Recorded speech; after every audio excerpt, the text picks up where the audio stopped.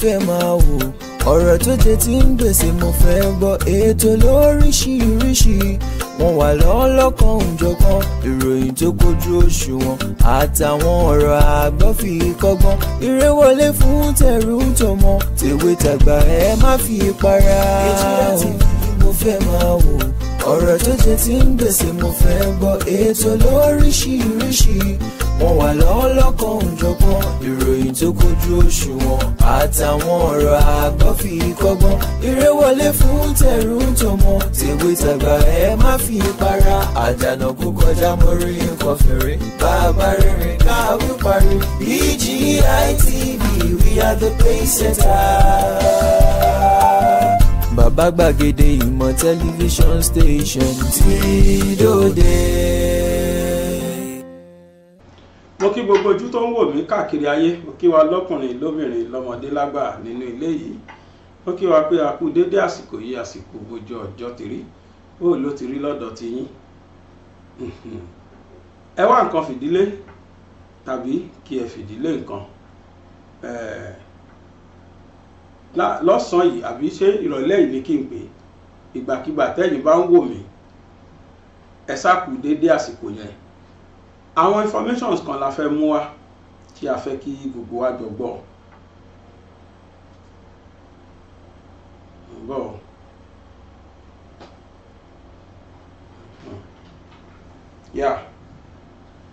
Lóòótọ́ a gbọ́ ní bíi last week tó tán yìí wípé àtolóyè Igboho àti Ìbà Gani Adams, àgbọ́pọ̀ àwọn méjèèjì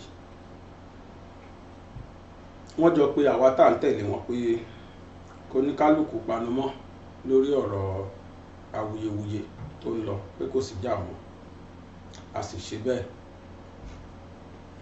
Àmọ́ ṣe rí nínú òfin n tó ń pè ní allegation ó pọ̀ ju káwọn bá kàn sọ́kàn dẹ̀ panumọ́ lọ. Allegation tí Gani Adams fi kan olóyè Sunday Igboho, allegation tó wà too powerful ni, number one. Number two, ẹni tó jẹ́ chief of staff Lagos State, allegation tí Ìbà Gani fi kàn nínú voice note yẹn, allegation tó wà too powerful ni. Eléyìí ló wá fà tó jẹ́ pé àti lọ́yà Igboho àti lọ́yà chief of staff, àwọn méjèèjì ti gbé ẹjọ́ dìde against Ìbà Gani. Wọ́n ti institute case against ẹ̀, although gẹ́gẹ́ bí ọmọ Yorùbá àtàtà sí ọmọ Yorùbá ẹgbẹ́, wọ́n sì fún ní gbèdéke. They still plan to settle out of court by giving him condition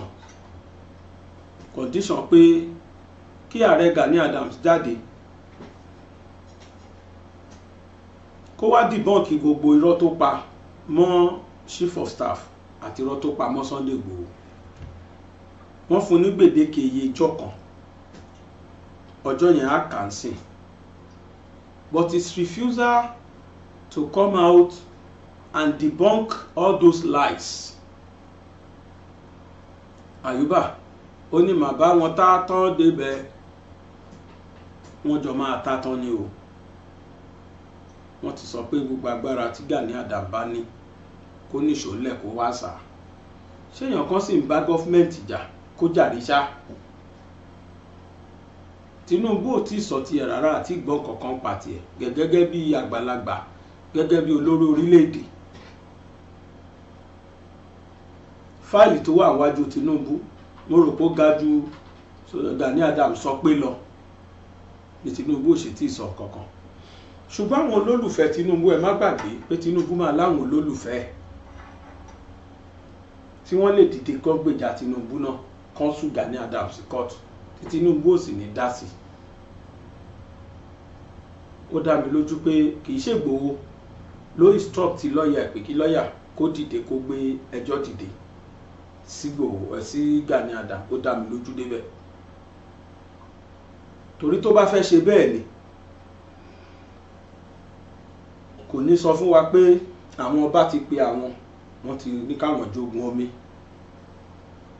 lọ́ọ̀yà ẹ̀ ló wò pé the allegation is too powerful ju káwọn dẹ̀ so ẹ̀ under carpet lọ.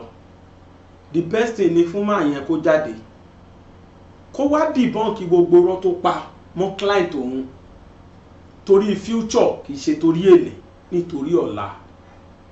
Ẹ má gbàgbé pé social media máa ń keep nǹkan.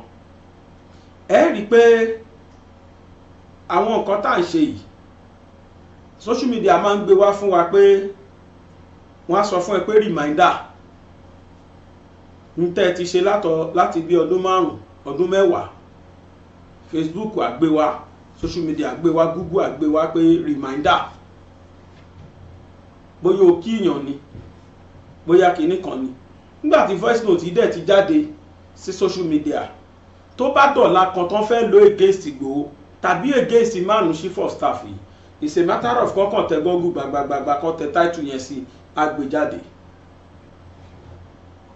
tó bá wáṣẹ ìwádìí gbà yẹn tí wọ́n sọ pé irọ́ ló pamọ́ wa wọ́n á máa bi wọ́n pé ń bò lẹ́yìn wà ń gbà tó pa irọ́ yẹn kí lẹ ṣe sí ẹ̀sìn òfin wo lẹ fi gbé. Brother mi Sunday Igboho bí dádì mi ní kí n dẹ̀ pè yín torí ẹ ti fi tẹ́ ẹ ṣe ju gbogbo wa lọ. Ẹ má bínú pé èmi ti sọ tẹ́lẹ̀ pé bye bye sí ọ̀rọ̀ bàbá Gani Adam èmi ní sọ ọkàn mọ́ àmọ́ tó ṣẹlẹ̀ a gbọ́dọ̀ rìpọ́ọ̀tù fáwọn aráyé kájẹ́ káráyé gbọ́.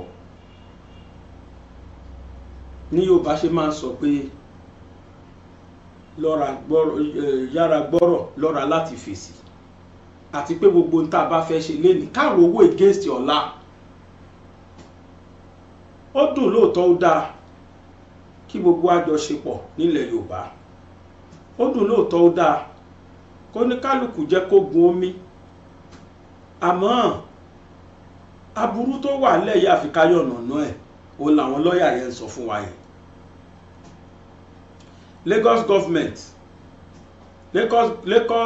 government's chief of staff demands retraction of accusation by Gani Adam. Mr. Tayo Ayinde, the chief of staff to the governor of Lagos State, Babajide Sanwo-Olu, has sent a notice to the Ààrẹ Ọ̀nà Kakanfò of Yoruba land, Ìbà Gani Adams, to retract the allegations of conspiracy to commit murder that Ààrẹ made against him, that is Ayinde. The notice issued and signed by Adeyinka Olumide Fusika, son, and titled Pre-Action Demand for the Retractions of Your Defamatory Imputations of and concerning Mr. Tayo Ayinde read. My client, Mr. Tayo Ayinde, the Chief of Staff to the Governor of Lagos State, His Excellency Babajide Sanwo-Olu, has been inundated with local and international telephone calls, as well as personal visits informed by some references to him in a press release titled, I did not take part in killing Chief Bola Ige by Chief Sunday Adeyemo, also known as Sunday Igboho Osha. In the press release, Chief Sunday Adeyemo claimed to be reacting to issues raised by the voice notes going around on social media released by Ààrẹ Gani Adams, which attacked his character. In the 10th paragraph of said press release, Chief Sunday Adeyemo stated that you claimed one Tayo Ayinde gave me money at his Ikeja hotel on behalf of Asiwaju Bola Ahmed Tinubu on account of press release. The above reference to my client in the press release informed the interest of some of those familiar with him to go and listen to the voice notes going round on social media, to know and understand the context of the reference allegedly made therein to him by you. The subsequent calls and visits to him by these persons followed the frightening claims and references of and concerning him in the voice note, especially the following: I will send you a letter signed and sent by these people to Tinubu, imploring him to stop wasting time and give them the go-ahead to eliminate me. The letter was signed and sent to Tinubu's Bodulum's address, and it was received there. Those are the characters in the circle of this thoughtless fellow. He covets their association. My enemy's friend is my enemy. He says we should combine forces to liberate our people. But he is in bed with enemies of our cause. So be careful associating with Igboho. Just last night, he was with Tayo Ayinde, the Lagos State Governor's Chief of Staff. The Lagos State Governor's Chief of Staff. He was heavily paid. You know that I have an extensive intelligence network as Ààrẹ Ọ̀nà Kakanfò of Yoruba land until about 2:45 a.m. He was with Tayo Ayinde, the Lagos State Governor's Chief of Staff, who Tinubu also uses in Lagos to coordinate the execution of his evil machination. He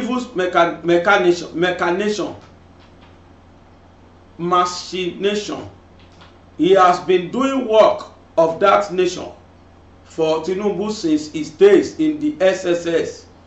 He resigned from the SSS to concentrate fully on such work for Tinubu, who compensated him with the office of Chief of Staff to Lagos State Governor. It was at his hotel somewhere in Ikeja, Lagos, that Igboho visited him to collect money for logistics to confront me. Igboho left Ibadan at about midnight to attend this meeting, which ended at about 2:45 a.m. Tinubu, who was not physically in attendance, spoke and issued his instructions to Igboho on a special telephone line provided by the Chief of Staff. Thereafter, Tayo Ayinde gave 45 million in cash to Igboho for the operation. This short-changing Igboho to the tune of 5 million out of the 50 million naira pursue provided by Tinubu. The discovery of this has brewed disenchantment in their midst. It was the same Tayo Ayinde that Tinubu sent to the 10 million boys that had been asking for go-ahead to kill me. Tinubu has now instructed they should join forces with Igboho against me. You will agree with me that the imputations in the above are as serious and damaging as those who have listened to the voice notes, have represented it to my client, by their telephone calls and visits.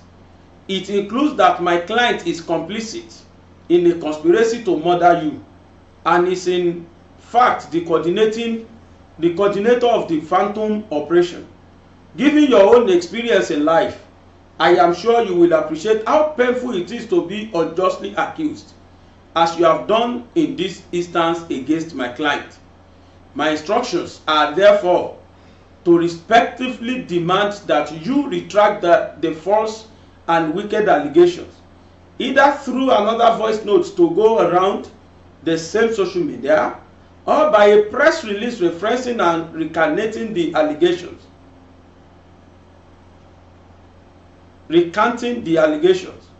I do believe that this gentlemanly request will be voluntarily heeded by you without any on my client's part to press you further on the subject. Eléyìí ni lẹ́tà tí lọ́ọ̀yà ọkùnrin yẹn tó kọ sí lọ́ọ̀yà Chief of Staff of Lagos State. Lẹ́tà tí yẹn kọ sí Ààrẹ Gani Adam. Ti Sunday Igboho mo ń gbìyànjú lé lórí torí pé lọ́ọ̀yà Sunday Igboho náà ṣàìkọ lẹ́tà sí the same ààrẹ Ọ̀yọ́ Gani Adams. mo ti ń pè mo sáà ń ṣiṣẹ́ lé lórí tí n bá ti rí máa jẹ́ ká gbọ́ kí n tó parí program tó bá ti wọlé. Yóò bá dẹ̀ wọlé máa fẹnu sọ́nà. Comprehensive letter tí wọ́n kọ sí ààrẹ Gani Adams lélẹ̀. Ṣùgbọ́n àti rí response láti ọ̀dọ̀ ààrẹ Gani Adams. Ṣé nǹkan tó rọrùn ni? Ọ̀rọ̀ yẹn ti di ọba náà ni lódò ọba. Ọba rán ni níṣẹ́ ọba, odò ọba kún. Iṣẹ́ ọba ò ṣe é kọ̀, odò ọba ò ṣe é rọ́lù. Tí Gani Adams bá wá sórí social media tó bá wá debunk àwọn allegations yẹn pé frivolous allegations ni, àwa kan dúró dè tó mọ̀ wípé a máa tẹ̀ sóhun lójú gan. Bẹ́ẹ̀mi ò sọ̀rọ̀, àwọn tí ó sọ̀rọ̀ ó sọ̀rọ̀. Bí ò bá dẹ̀ wà kóòtù dúró dè, ẹ̀wọ̀n ń rùn lórí ẹ̀. Torí páwọn eléyìí àbáta tán wọ́n yàtọ̀ sí ti tẹ́lẹ̀. Kì í dẹ̀ ṣe Igboho nìkan ló wà ní ọ̀rọ̀ yìí mọ́. Ó ti mú ẹni méjì gbàkọ̀gbàkọ̀ mọ́.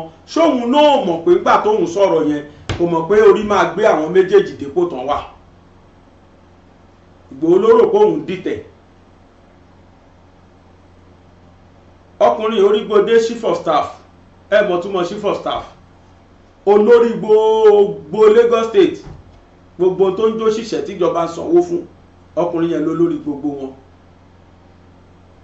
Ipò yẹn jupò commissioner lọ, chief of staff kì í ṣẹgbẹ́ commissioner. Kódà lẹ́yìn secretary to the state government, mo fẹ́ lóhùn ló wà nípò kẹrin, orígbedébẹ̀. Number 1 in the whole Nigeria. Bá a ṣe ní first lady la ṣe ní first man. The first man in Nigeria. Ààrẹ Bọ́lá Ahmed Tinubu. Ẹ wòran. Ẹ wo bí tó rí gbede. Àwọn tó sọ̀rọ̀ wọn lẹ́yìn inú fídíò yẹn rí, inú voice note yẹn rí. And the funniest part is, this man can never deny that voice note. Everybody believes he's the one. Kò ń ṣe bóyá shopping, kò ń ṣe bóyá editing, wọn edit ẹ̀, raw voice ẹ̀ ó let everybody gbọ́ nínú ẹ̀. And anything tó bá ti jọ mọ́ audio visual can never be denied in the court of law. Bàbá ṣẹ́yìn lẹ̀ sọ̀rọ̀ ìyàbẹ̀yìn kan ó di kó máa wọlẹ̀. Ẹ gbọ́ ó di kó máa wọlẹ̀ tòró ti rí pé òun ni. Bó bá dẹ̀ jẹ́ visual ni ẹ ṣàtàlà ń wò yìí. Ó di kó máa wọlẹ̀, kò lè sọ pé òun kọ́ àbí wá ní wọ́n gbáwọ̀ òun wọ̀. Òfin Nàìjíríà òkúkú mọ́ pọ́n gbáwọ̀ èèyàn wọ̀. Àwọn oníṣẹ̀ṣe nọ́mọ̀ yẹn. There is no ignorance in law. Ní ìmọ̀ kó máa jáde ni kò sí yẹn ní òfin. Kí ló mú ẹ sọ jáde rárá? Tí tọ́rọ̀ ò dẹ̀ rí bí ẹ̀ tó jẹ́ pé rọ́lò wọ̀gán mọ̀ pé rọ́lò ń pa máwọn ẹni. Bóyá torí hatred so ní sí wọn. So lóòótọ́ làwọn ìjọba làwọn ọba ni wọ́n sọ pé lóòótọ́ kẹ́fíbọ̀dì jẹ́ kó gun omi. Àmọ́ tó wà nílẹ̀ ti ju jẹ́ kó gun omi lọ. Àwọn lọ́ọ̀yà ti yarí pé kò jọ o. Ẹ̀yin ọba wa ẹ lọ jókòó, ìdájọ́ ti yín nìyẹn. Afẹ́bélé yìí fà òun làwọn lọ́ọ̀yà ń sọ sí. So wọ́n láwọn ṣetán láti bá ta tán.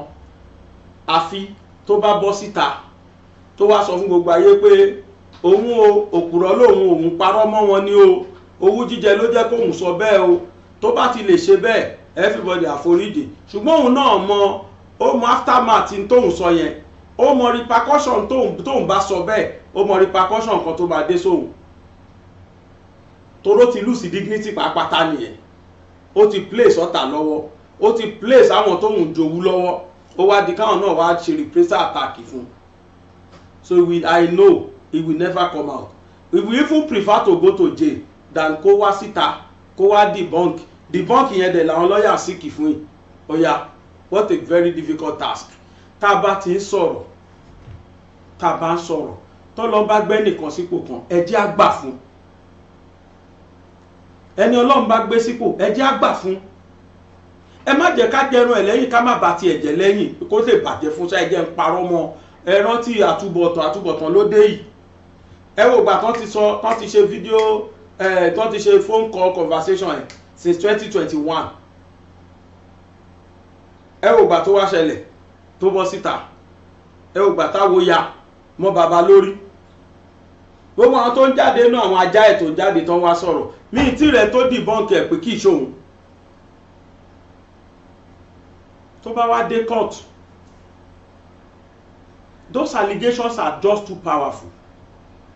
Àwọn allegation tó lè rányàn sọ́run ni. Your refusal to prove it in the court of law beyond reasonable doubt, you might find yourself at the back of the bar. Ó lè bá rẹ́nu ọgbà ẹ̀wọ̀n. A jẹ́ pé ẹran padà síbi tẹ́ran ti wá nù. Ṣé pé ọba ti lọ lẹ́ẹ̀kan rí? Bóyá àsìkò tó fún wọn láti tún lọ lẹ́lẹ́kejì mi ìmọ̀. So eléyìí ò ṣe pé bóyá àtúnjáde àtúwá gbogbo ààrẹ no, but ìfẹ́ǹtì tó ń rìn lọ́wọ́ là ń sọ yìí ní tó ṣẹlẹ̀ la tó ń sọ yìí ní tó ṣẹlẹ̀ ò la tó ń sọ yìí tó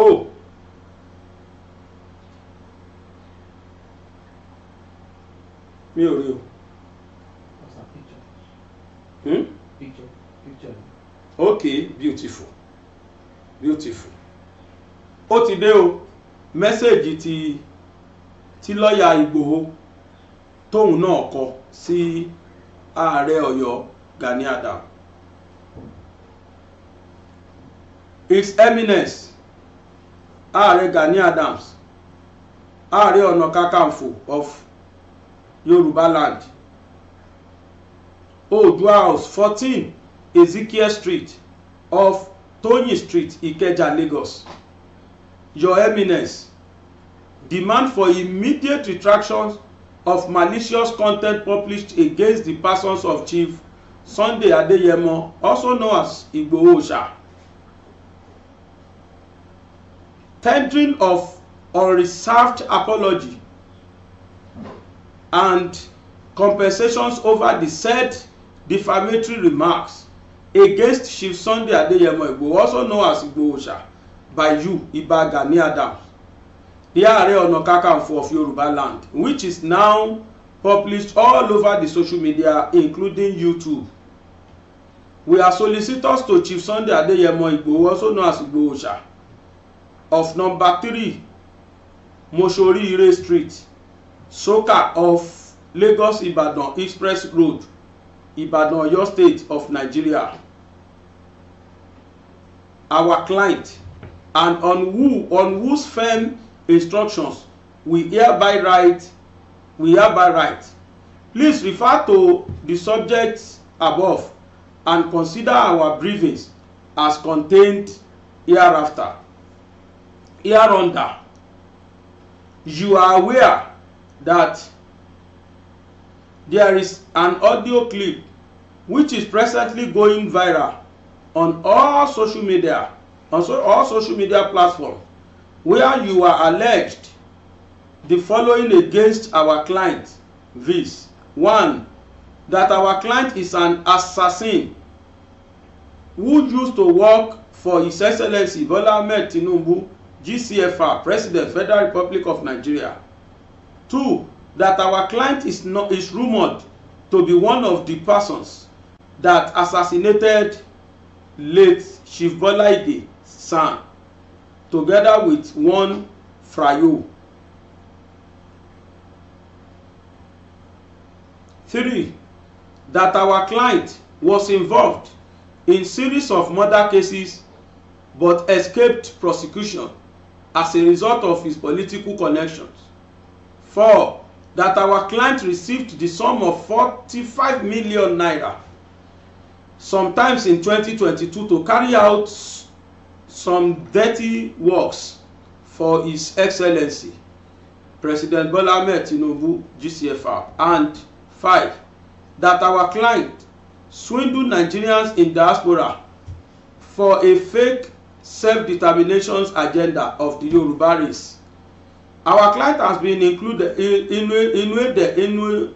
inundated with several calls over the unfortunate lies peddled by you against him over client.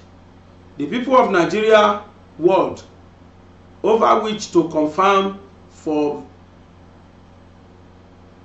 veracity of the said malicious interview or phone calls you had with a person unknown that has become subject of public embarrassment and caused serious odium against the persons of our client.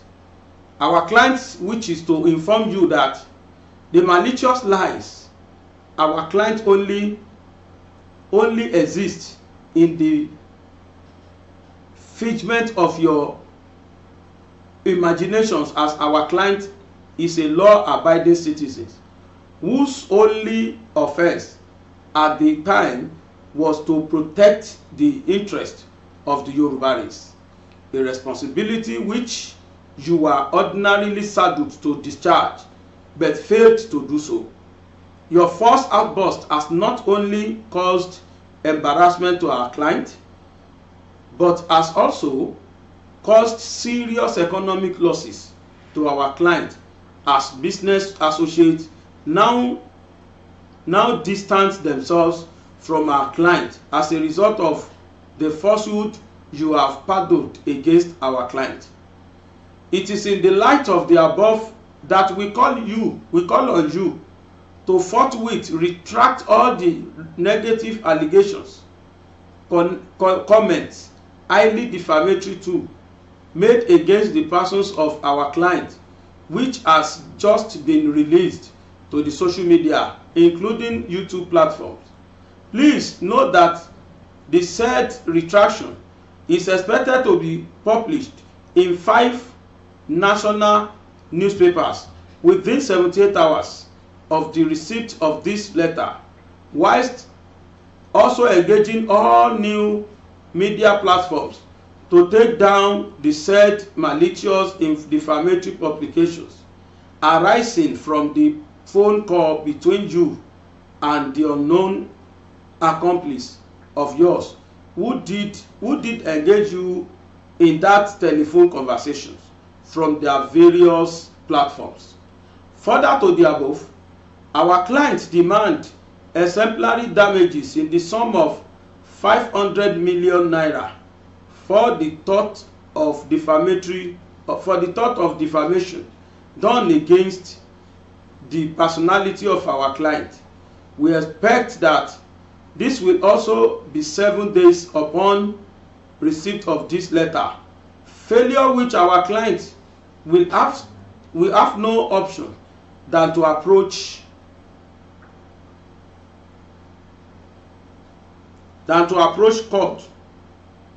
court of law to seek legal redress in the wrong done against our client by you, Gani Adams, the Ààrẹ Ọ̀nà Kakanfò of Yoruba land. You are unaware that a stitch in time saves 9. You are not unaware that a stitch in time saves 9. Be warned, sir. Okay.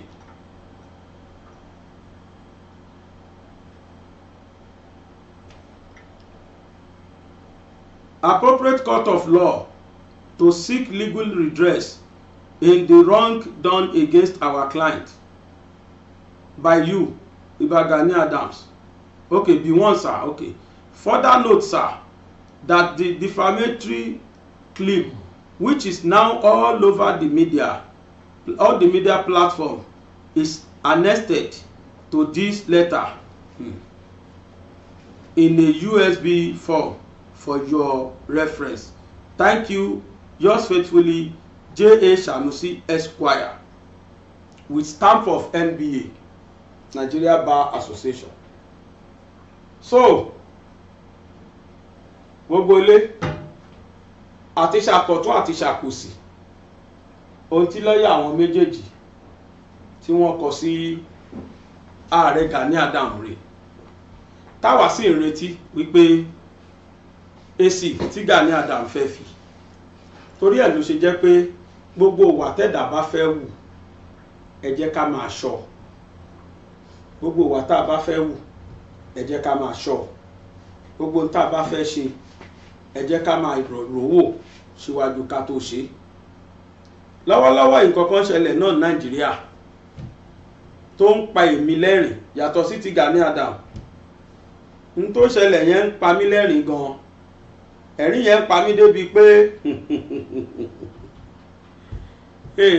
ọkùnrin tàtọ̀rìn lọ́wọ́lọ́wọ́ báyìí ní Nàìjíríà, obìnrin náà dẹ̀ ń tàtọ̀rìn. Mo wá fẹ́ wo ta ló fẹ́ ní omi lẹ́yìn ẹsẹ̀ jura wọn lọ. Láìpẹ́ yìí òun la gbọ́ wípé àwọn agbófinró ní Nàìjíríà wọ́n declare Samuel Ekpa, wọ́n declare as wanted pẹ̀lú àwọn rẹpẹtẹ tí wọ́n jọ ṣe IPOB. Tẹ́bà gbàgbé lọ́sẹ̀ tó kọjá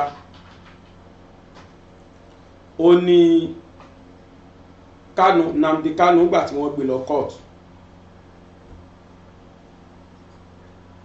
òun ló ń fohùn lẹ̀ lórí àṣẹ tí Samuel Ekpa ń pa lẹ́yìn òun tó sì ń da South East rú. Nnamdi Kanu fi bínú sọ̀rọ̀ pé talẹ́ni náà, talẹ́ni tó ń fohùn lẹ̀, talẹ́ni tó ń pa wọ́n láṣẹ òṣì lẹ́yìn òun. Ìṣẹ́jú méjì péré tóun bá jáde, pé ìṣẹ́jú méjì péré tóun bá jáde wípé ìdẹ̀kùndẹ̀ra ó máa dé sí Nàìjíríà, ó máa dé sí South East lẹ́sẹ̀kẹsẹ̀. Bóyá lè láwọn agbófinró wá rí o tó fi wá dá wọn lójú pé ìyẹn ni pé Nnamdi Kanu ò tiẹ̀ mọ̀ ń pa gbogbo tú tí Samuel Ekpa ń pa. Mi ò mọ̀ o, ṣùgbọ́n tá a rí ni pé lẹ́yìn ọ̀rọ̀ yẹn the next thing tá a máa rí ni pé àwọn agbófinró Nàìjíríà wọ́n declare Samuel Ekpa wanted. Bá máa show picture Samuel Ekpa tẹ́ bá ti rí bẹ́ẹ̀ ò rè lọ́wọ́lọ́wọ́ yìí ó ní self-made IPOB leader. Bó ṣe wà yìí àjọsáré fún Nàìjíríà ni, triple jumper ni. Mo mọ̀ bí ẹni mo owó kó tó lọ kó tó kó Nàìjíríà. Ó ti represent Nàìjíríà láìmọye gbàrí. He was a triple jumper. Àtijọ́ wà lórí track kiri ó ní ngbà yẹn picture ẹ̀ rí. But unfortunately in tó wá sọ̀rọ̀ ẹ̀dá yìí kò yé èmi. Very very versatile, very good jumper. Yes, 17 jumper ni, 17 meter jumper ni. So it was very very good. Bàtẹ́mi náà sáré òun náà fò, àjọ ń fò lèmi náà fò, well long jump lèmi ń fò, triple jumper lòun. But unfortunately mo kàn déédéé rí ni pé country tó wà tó di citizens tó naturalize sí ó kàn ti bẹ̀ pàṣẹ sí South East tó sì ń domi àlàáfíà bẹ̀rù. Àwọn agbófinró declare wanted, but tó wá yà mí lẹ́nu tí mo fi gbọ́rọ̀ ẹ̀wà mi ò ń dá sí tẹ́lẹ̀, mi kì í dá sọ̀rọ̀ South East rárá tẹ́lẹ̀ torí pé ọ̀rọ̀ wọn ò kàn mí, ọmọ Yorùbá lèmi, n tó ṣẹlẹ̀ South West ló kàn mí. But tó wá jẹ́ kí n dá sí ni pé àkọlé ẹ̀rìn apanilẹ́rìn tí mo rí tí Samuel Ekpa sọ pé òun declare Tinubu fúnra rẹ̀ gan wanted. Ó pa mí lẹ́rìn gan, àti gbogbo àwọn agbófinró ó lóun declare àwọn wanted. Ẹ jẹ́ ká wò. Justin President Tinubu declared wanted. Samuel Ekpa, a controversial Biafra agitator and separatist, has declared that no fewer than 9 persons are wanted for terrorism allegations in South East. In the list, Ekpa named President Bola Ahmed Tinubu, Vice President Kashim Shettima, amongst others, who he claimed are behind the insecurity in the region. Recall, the defense headquarters had earlier declared that Ekpa, alongside 96 others, wanted to violate extremism in the country. Reacting, Ekpa, in a press release on his verified handle on Sunday said the inclusion of his name in the terror list released by Defense Headquarters is dead on arrival. He therefore promised to release more detailed names of the sponsors of terrorism in Biafra land and their accomplices in earnest. The Biafra government will not challenge the declarations of the Prime Minister of Biafra, Samuel Ekpa, wanted by Defense Headquarters, Nigeria Army in any Nigerian court. There is no court of competent jurisdictions for the Biafra government to challenge such frivolous declaration. We are not part of Nigeria by all ramifications and therefore will not validate any of their nonsense in any Nigerian law court. The declaration of Simon Ekpa wanted by Headquarters Nigeria Army is dead on arrival like dodo. I call on Biafra Defence Force to intensify their defence against terrorism in Biafra land, he wrote. Eléyìí ni mo rí o tó pa mí lẹ́rìn pé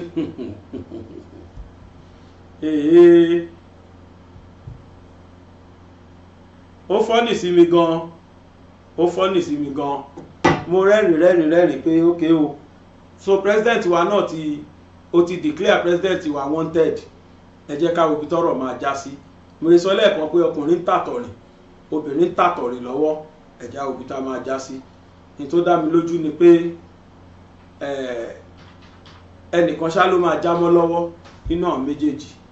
Àwọn ọmọ Yorùbá mo sọ nínú fídíò tí mo fi síta lọ́sàn-án pé we must not lose guard. Àwa Yorùbá ò gbọ́dọ̀ máa wò títí kí Fúlàní tó máa wá pa wá mọ́lé. Nítorí kálukú bá ní kó fi gáìdà rẹ̀ kó fi safeguard rẹ̀ nítorí pé kò tó nǹkan wọ́n ní fìlà kínní kan kú pẹ́rẹ́kí ẹ jẹ́ ká ṣọ́ra ẹ jẹ́ ká ọmọ Yorùbá ṣọ́ra lágbára Ọlọ́run Ẹlẹ́dàá aburú ò ní ṣẹlẹ̀ sí wa nílẹ̀ Yorùbá ẹ jẹ́ ká dé ibi ìpolówó náà ń padà bọ̀. Ìṣẹ̀lẹ̀ ńlá ọ̀rọ̀ yìí mọ̀lẹ́ ó gbẹnu tán ìṣẹ̀lẹ̀ ńlá lè yọ. Gbáǹkọ́gbì làwọn ìṣẹ̀lẹ̀ ìgbàdégbà tó tún wáyé báyìí o. Ó sì gba kéèyàn ó fi kọ́gbọ́n. Ó ti wá tó àsìkò wáyé láti fọgbọ́n ọlọ́gbọ́n ṣọgbọ́n tí kì í jẹ́ ká pé àgbà níwèrè. Ìkànnì BGI TV túbọ̀ ń mú tuntun wá lórí ìṣẹ̀lẹ̀ ńlá. Ìṣẹ̀lẹ̀ ńlá lètò tó pọn dandan kí ẹ gbọ́. Kí ẹ sì tó jàǹfààní ẹ̀kọ́ tí kì í mú ní jèsí kóòtù ọ̀ràn tàbí lùgbàdé burúkú. Pẹ̀lú Alhaji Aláwìyí Adébáyọ̀ tí gbogbo ayé mọ̀ sí bàbá gbàgede ìmọ̀ lọ́sọ̀ọ̀sẹ̀. Ìwọ ní ìṣẹ̀lẹ̀ ńlá lọ́wọ́ tàbí ní ìrírí ìṣẹ̀lẹ̀ ńlá tí mú ní kọ àfikọ́gbọ́n. Kàn sí iléeṣẹ́ amóhùnmáwòrán BGI TV ní King Thousand Estate ṣẹlẹ̀ bàbá ọlábọ̀stọ̀ Abẹ́òkúta nípínlẹ̀ Ògùn tàbí kí o pè sórí 0907-948-5035 0907-948-5035. Ìṣẹ̀lẹ̀ burúkú kò ní ṣẹlẹ̀ sí yín. Ẹ jẹ́ ká fọgbọ́n ọlọ́gbọ́n ṣọgbọ́n. Ìṣẹ̀lẹ̀ ńlá lè yọ.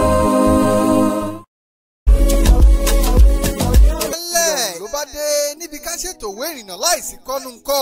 Gani Fox Excellence Able Travels and Tour Limited. Ṣé wọ́n ní ẹṣin tó ṣíwájú ni ló gba fe? Ká ṣètò ìwé ìrìnnà lọ sílùú Mecca òun Jerusalem. Ṣètò ilé ìgbé lókè òkun. Iṣẹ́ kíkẹ́kọ̀ọ́ lókè òkun. Pàápàá ètò fún wíwọlé sílé ẹ̀kọ́ American University Mauritius. Fún diploma 2 to 4 years degree program àtàwọn ẹ̀kọ́ míì. Tó o sì lè lò láti parí ẹ̀kọ́ rẹ ní USA, UK, Malta, Philippines, Italy. Níbi táwọn ọgbà ilé ẹ̀kọ́ wọ̀nyí wà. Fox Excellence Able Travels and Tour Limited ló ń bá ní ṣe é nírọ̀rùn. Wọ́n gba òǹtẹ̀ lọ́wọ́ ìjọba pẹ̀lú àwọn àjọ tó ń rí sí ìrìn àjò ojú òfurufú. Wọ́n ti ṣe é fọkàn tán. Ìgbésẹ̀ wọn yára kọ́kọ́. Kàn sí wọn lónìí lólú iléeṣẹ́ wọn tó wà ní nọ́mbà 23B Shokeni Road, Òkè Ìjẹun, Abẹ́òkúta, Ògùn State. Ẹ tún lè kàn sí wọn ní www.excellencetravels.com.pa tàbí kẹ́ ẹ pè wọ́n lórí àwọn ẹ̀rọ ìbánisọ̀rọ̀ wọn. Philippines +639-693-550-167. Mauritius +230-584-62096. Ẹ sì lè kàn sí wọn lórí ẹ̀rọ ìbánisọ̀rọ̀ ti Nàìjíríà +234-905-505-2472. Fox Excellence Able Travels and Tours. Àràbà ní bàbá, ẹni abálábà ní bàbá. Ẹ káàbọ̀ padà.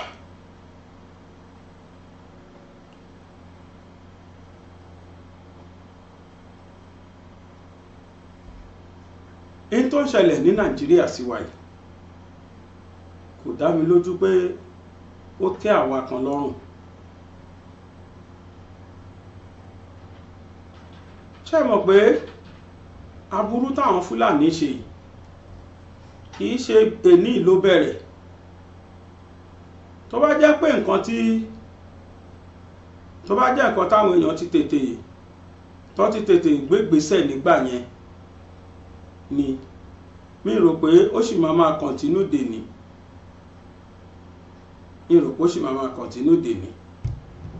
àmọ́ nítorí wípé nígbà tó ń ṣẹlẹ̀ àwọn èèyàn kọbi ara sí nígbà yẹn. àtìgbà tí mo fẹ́ kà ti ṣẹlẹ̀ láti 1969 àtìgbà yẹn ló yẹ kó ní kálukú kó ti mọ̀ pé Fúlàní o ẹ̀ẹ̀yẹ láwùjọ tiwa ẹ padà sílùú yín. jẹ́jẹ́ mọ̀ pàdájọ́ kan Adéwálé Thompson open grazing tí wọ́n tún lọ yí padà tún yọ jáde yìí ó ti dájọ́ ní kóòtù ẹ̀ tó ti ban open grazing rí tó ti sọ pé kí Fúlàní má kó màálù jẹ káàkiri mọ́. bẹ́ẹ̀ni tó sọ pé kí Fúlàní má kó màálù jẹ káàkiri mọ́. bẹ̀tẹ̀ àwọn èèyàn ò mọ̀. Justice Adewale Thompson banned open grazing on 17th of April 1969 and warned of unprovoked killings by Fulani herdsmen. So wọ́n ti pẹ́ tó ti ń ṣe tọ́ṣẹ̀ ń ṣe tá tó ń jà wá lójú yìí. Fúlàní ti wà lẹ́nu ẹ̀ tipẹ́ wọ́n ti ń ṣe tipẹ́ kì í ṣàkọ́kọ́ ṣe wọn rè. Last year kọ́ ló bẹ̀rẹ̀ 2015 kọ́ ló bẹ̀rẹ̀. Wọ́n ti ń ṣe tipẹ́. This is 1969. Ṣé ní right of yẹn lọ́wọ́? Ó wà lọ́wọ́ emotende ẹ lọ yẹ̀ wò kẹ́ bá mi káwọn èèyàn lè rí pé kì í ṣe rọ́ láti 1969. Honourable Justice Adewale Thompson bans open grazing in Nigeria. It is high time states put this law into practice and end up unprovoked killings by Fulani herdsmen. Honourable Justice Adewale Thompson 1969 judgment on open cattle grazing suit number AB 26/26/66. Honourable Justice Adewale Thompson 17th of April 1969. Suit number AB/26/66 at Abeokuta Division of High Court. I do not accept the contentions of the defendants that a custom exists which imposes an obligations on the owner of farm to fence his farm, whilst the owner of cattle allows his cattle to wander like pests and cause damages. Such a custom, if it exists at all, is unreasonable, and I hold that it is repugnant to natural justice, equity, and good conscience, and therefore unenforceable in that it is highly unreasonable to impose the burden of fencing a farm on the farmer without the corresponding obligations on the cattle owner to fence his cattle. Sequence to that, I banned open grazing, for it is inimical to peace and tranquility, and the cattle owners must fence or ranch their animals for peace to reign in the communities. This information should be shared widely so that state governors should be aware of it. It is not known that anybody appealed against this decision. So in law, any open grazing is violations of the law. State governors should set up task forces that will enforce the law, this law, and arrest offenders. Láti 1969 ó ní wọ́n ti ban gbogbo nǹkan tó ń jẹ́ open grazing ní Nigeria, and the law still exists. But lónìí lójú títì mọ́tò ní kọ́kọ́ ló ní títì o, mọ́tò àtẹran Fúlàní náà jọ ní títì. So tẹ́ bá ń wa mọ́tò yín lọ ẹ̀rọ máa wà lójú pópó o, torí àwọn first class citizen tí wọ́n ní ojú pópó àwọn màálùú fúlàní àti fúlàní wọ́n wà lọ́nà ká lè mọ ibi tí a ti fi lawlessness bà Nàìjíríà jẹ́ dé.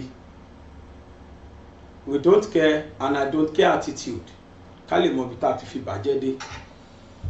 I'm expecting Nigerian government to take swift reactions lórí àwọn màálùú táwọn fúlàní ń dà kiri káwọn náà dẹ́ gbégbèsè kára lè tu aráàlú.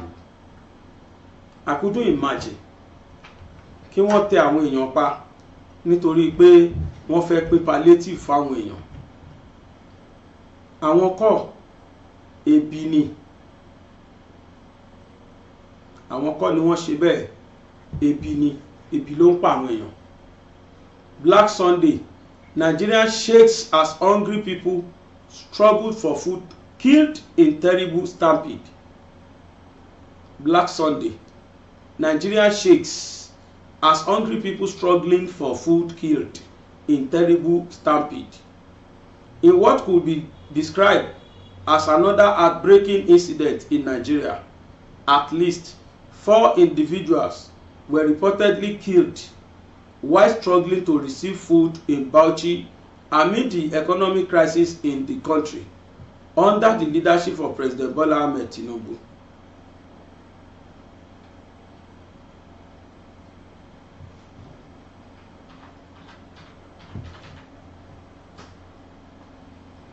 According to the report, the victims died as a result of that is Kishe Nikan. The victims died as a result of a stampede that happened at the Shafa Holdings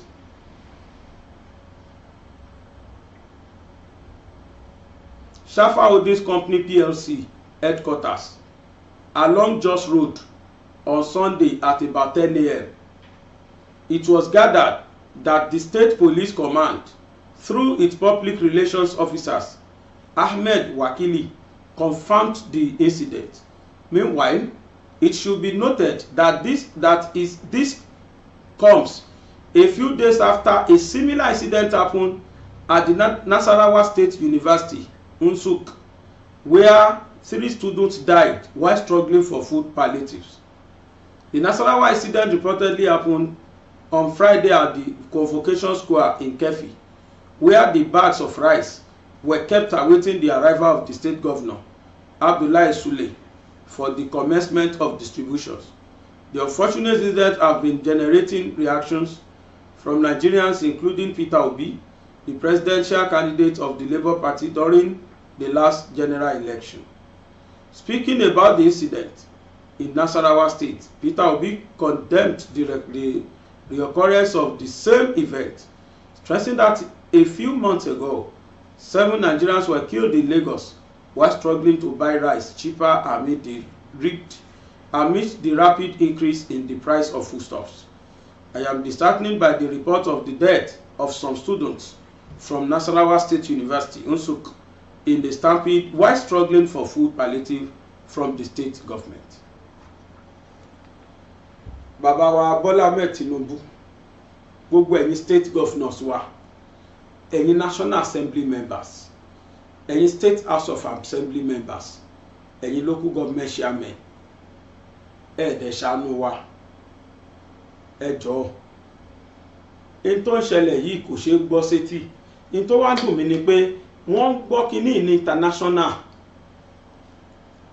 Àwọn tó ń ṣẹlẹ̀ yìí ní Nàìjíríà, CNN correspondent wà ń bẹ̀, Agbejoro wà ń bẹ̀, BBC wà ń bẹ̀, àwọn international TV and radio stations wọ́n wà ń bẹ̀ tí wọ́n ń gbé news yẹn asap ni as it happen ó ṣe ń ṣẹlẹ̀ báyìí ni wọ́n ṣe ń gbé.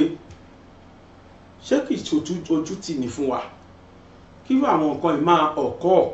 And the funnest part ni pé kì í ṣe ẹ̀kan kì í ṣe ẹ̀mejì. Ebi ń pa àwọn èèyàn, kò sí dẹ́kun kankan fún àwọn èèyàn wa.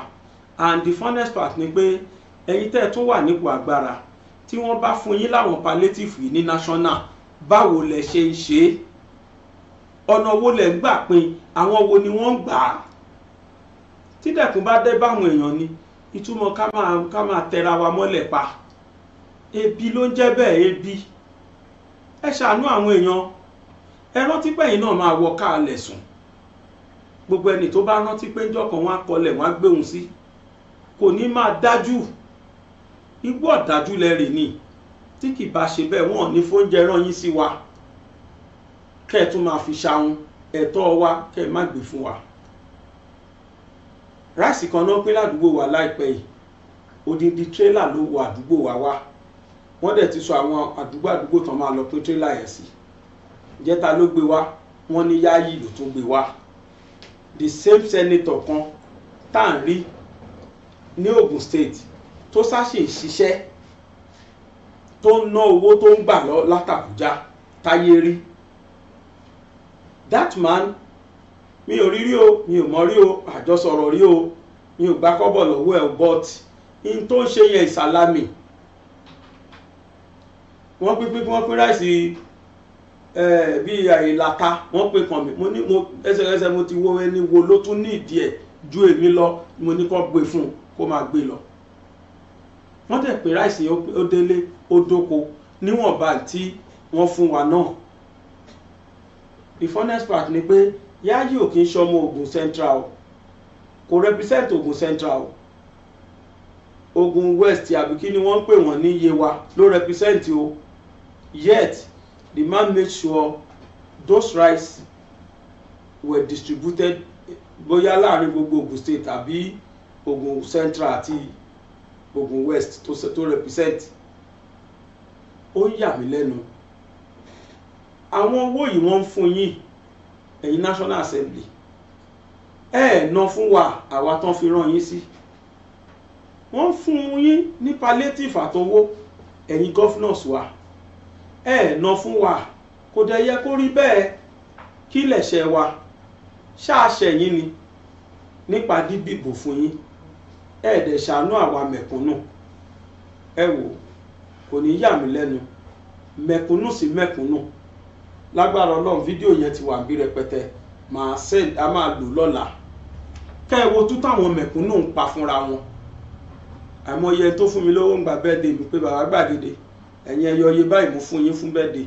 Ẹ wá fi eléyìí ẹ fi ra oúnjẹ fún àwọn èèyàn kẹ́ ẹ ha. Wọn ò sí bó òṣèlú o. Wọ́n ń wo bí Nàìjíríà ṣe rí òun náà ṣe ń pè wá o. Mọ́mì wa kan láti London mọ́mì wa kan as usual gbogbo ayé ti mọ̀ yẹn mọ̀ àtàwọn àtọkọ wọn mọ́mì wa ẹni Ọlọ́run mọ̀. Brother wa kan again láti America àwọn tí ẹ̀ tún fún wa ló pé ká tún fáwọn staff wa. Wọ́n ní ká ra oúnjẹ ká ha fáwọn èèyàn àdẹ̀ ṣe bẹ́ẹ̀. Lánàá a ṣe oúnjẹ fún gbogbo àwọn tó wà mọ́sálásí wa tó ń gbàwẹ̀. Àdẹ̀ tún há rọ́ oúnjẹ gàrí ni o ẹ̀wà ni o ráìsì ni o àtúnha kì í ṣe àdúgbò wa nìkan àtúnha káàkiri. Lágbára Ọlọ́run lọ́la máa lo fídíò ẹ̀ à ń compile list fídíò yẹn lọ́wọ́. Mo tún ṣe ń sọ̀rọ̀ yìí ráìsì yẹn tó ṣì kù. Nígbà táwọn aráàlú bá ń ṣe bẹ́ẹ̀ síra wa tí wọ́n wá kó owó wa fẹ́yìn kan tí wọ́n tún fún yín ló jẹ tó kó fẹ́yìn kan pé kẹ́ ẹ̀ fún wa tẹ́ ẹ̀ fún wa kí lẹ fẹ́ kó ṣẹlẹ̀. Ẹ̀yin nu Ọlọ́run nù àwọn ò lágbára lórí yín ṣùgbọ́n àlọ́lọ́run tó máa gbé wá jà tó máa bá wa bí yín léèrè ẹ̀tọ́ wa lọ́wọ́ yín. Ọlọ́run ṣàánú wa.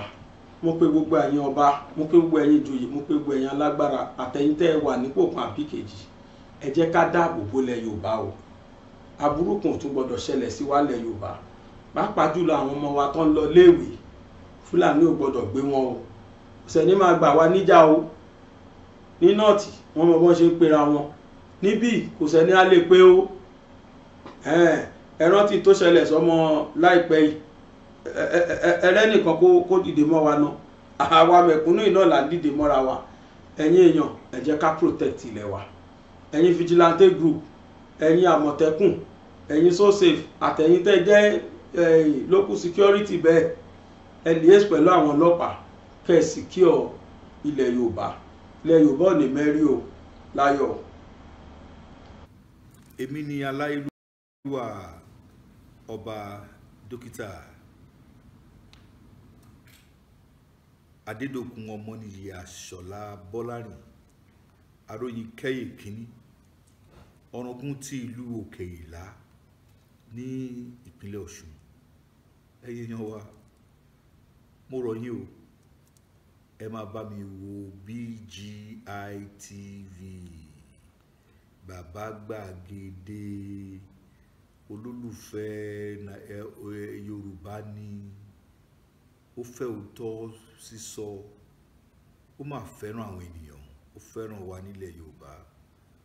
Ẹ máa wo ibi tó yẹ ká máa bò ní gbogbo ìgbà, ibi tá a bá dẹ̀ ti lè ran ilé iṣẹ́ yìí lọ́wọ́, ẹ jẹ́ ká ràn wọ́n lọ́wọ́. Wọ́n ń ṣe nǹkan tọ́lọ́run nìkan wá ṣe ni. Ojú wa ò ní fọ́ o, etí wa ò ní di o, iléeṣẹ́ náà kò ní dàrú, iléeṣẹ́ náà á máa dàgbà sókè ni. BGI TV, ẹ má fi ṣeré, ẹ máa wò lóòrèkóòrè.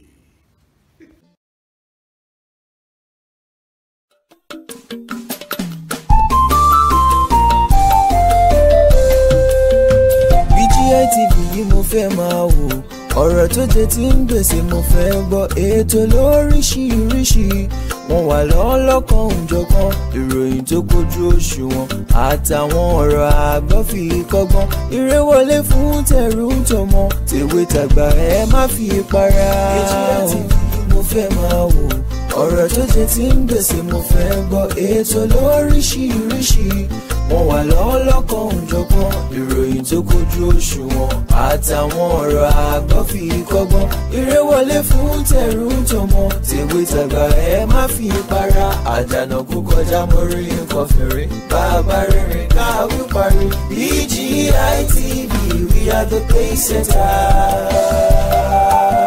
Bàbá gbàgede ìmọ̀ tẹlifíṣọ̀n station tí dòde.